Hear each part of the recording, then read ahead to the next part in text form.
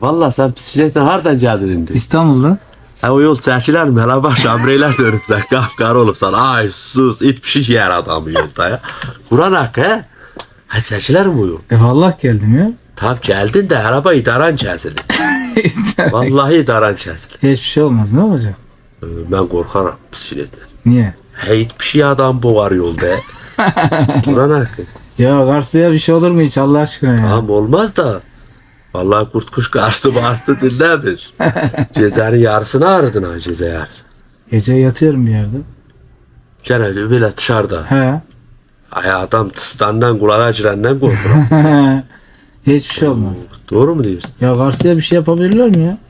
Doğru yapamaz.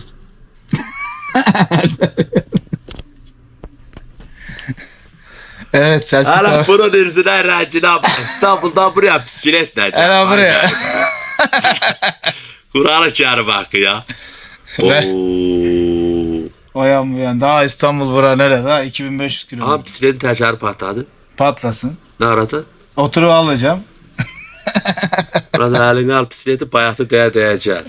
Ay benim bisikletim, ay benim bisikletim. Kur'an hakkı. Allah adam idarası kesilir he oradan. Ya.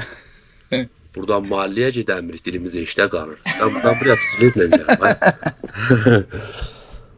Görürsünüz da Karslı'ya yapamazsın demeyeceğim. Evet. İmkansız demeyeceğim. İmkansız dedim, İmkansız de bitti. otur izle.